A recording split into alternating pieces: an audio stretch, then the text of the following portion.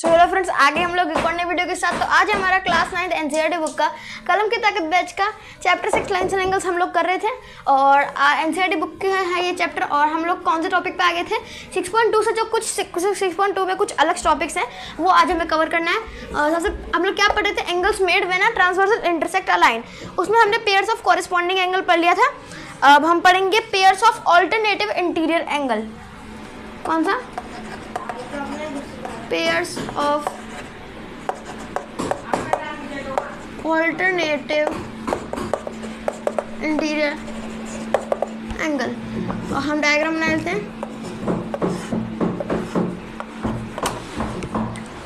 अब हम जो हमारा डायग्राम है, ये रहा डायग्राम।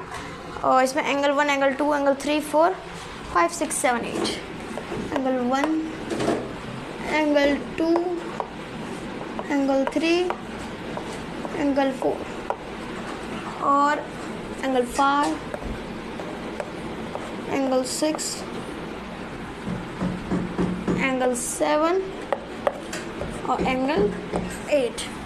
ये कुछ 8 एंगल बनते हैं हमारे जब एक ट्रांसवर्सल इंटरसेक्ट करती है। जब व्हेन ट्रांसवर्सल इंटरसेक्ट लाइन, यानी कि जब एक लाइन को ट्रांसवर्सल इंटरसेक्ट करती है तो ये 8 एंगल बनते हैं।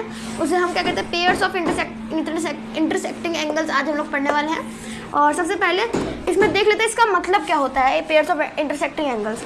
यहाँ पे पेयर्स ऑफ इंटीरियर एंगल यानी अंदर के एंगल। पहली बात तो ये समझ आएगी, अंदर के एंगल्स यानी जो एंगल्स अंदर है। अंदर कौन कौन से एंगल है? एंगल 3 है, 4 है, 6 है, 5 है, ये अंदर है। और ये जो एंगल 2, 1, 7, 8 जो है वो बाहर की तरफ है। तो यहाँ पे ऑल्टरनेटिव इंटीरियर एंगल में हमारे कौन कौन से हो जाएंगे? जब हमारा 4 और 5, 3 और 6 ऐसे हमारे ये ऑल्टरनेटिव इंटीरियर एंगल बनते हैं। जैसे यहाँ पे 4 और ये 5। अगर मैं यहाँ पे अलग से रफ स्केच बता दूँ,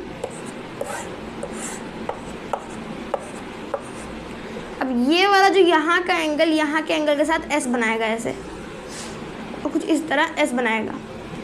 कुछ इस तरह हमारे यहाँ पे जब एंगल ऐसे एस बनता है, एक एंगल यहाँ पे, एक एंगल यहाँ का आ जाएगा, एस बनाते हैं, तब वो एक इंटरसेक्टिंग होते हैं। और एक इधर से जो दो एंगल होते हैं, एक ये वाला और एक ये वाले, ये दो एंगल भी ये दो और ये दो इंटरसेक्टिंग होते हैं। यानी कि इधर में कौन कौन से? एंगल 4 और एंगल 5 कौन कौन से पेयर में है? एंगल 4 और एंगल 5। ये एक हमारा पेयर हो गया ऑल्टरनेटिव इंटीरियर एंगल का।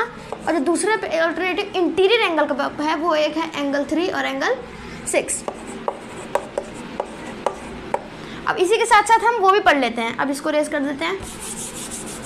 अब इसके बाद हम पढ़ेंगे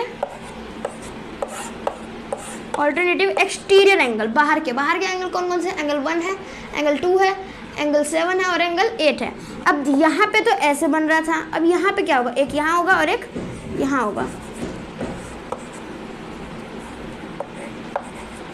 एक एंगल यहाँ हो गया और एक एंगल यहाँ का हो गया। अब ये भी एंगल अगर हम जोड़ें इनको तो ये भी एक एस बना रहे हैं, मगर जो बाहर के एंगल होंगे ये वाला और ये वाला, जैसे कि एंगल 2 और एंगल 8 हो जाएगा। और यहाँ के एंगल, एक इधर का एंगल और एक इधर का, ऐसे जो एंगल बन रहे हैं वो हमारा ये और ये एंगल 1 और 7 और एंगल 2 और एंगल 8 हमारा pair of alternate exterior angle बनाएंगे। कौन कौन से? एंगल 1 और एंगल 7, एंगल 2 और एंगल 8। जैसे कि यहाँ पे ऐसे बन रहा है, वैसे यहाँ पे भी देखो ऐसे बन रहा है। तो ये हो गया हमारा ऑल्टरनेट इंटीरियर। तो हो गया। एक्सटीरियर भी बता देते हैं। डस्टर कहाँ है? लिख लेते हैं क्या? Alternative exterior angle. कौन सा? Pair of alternative exterior. ना ओनली EXT डॉट लिखा है यहाँ पे भी, और यहाँ पे भी ENT डॉट लिखा है मैंने। Exterior angle,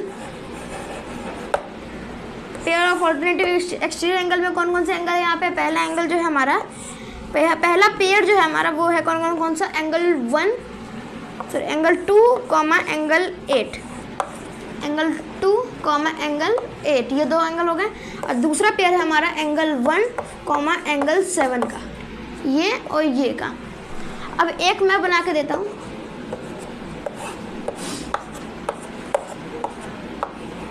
angle 2, angle 1, angle 3, angle 4, angle 5, angle 6, angle 7 और एंगल 8। अब इस पूरे फिगर में हम लोग आपको बताना है, ये आपका का होमवर्क टाइप में हो जाएगा। आपको बताना है कौन कौन से angle, pair of alternative interior angle, exterior angle, alternative exterior angle pair और कॉरस्पॉन्डिंग जितने भी इसमें होंगे वो सारे आपको होमवर्क हो जाएगा। और हमारे आज की वीडियो ये खत्म होती है, हमारा pair of alternative exterior angle हो गया। अब नेक्स्ट वीडियो में हम करेंगे pairs of consecutive interior angles. तो आज की वीडियो ये खत्म होती है। Like share and subscribe.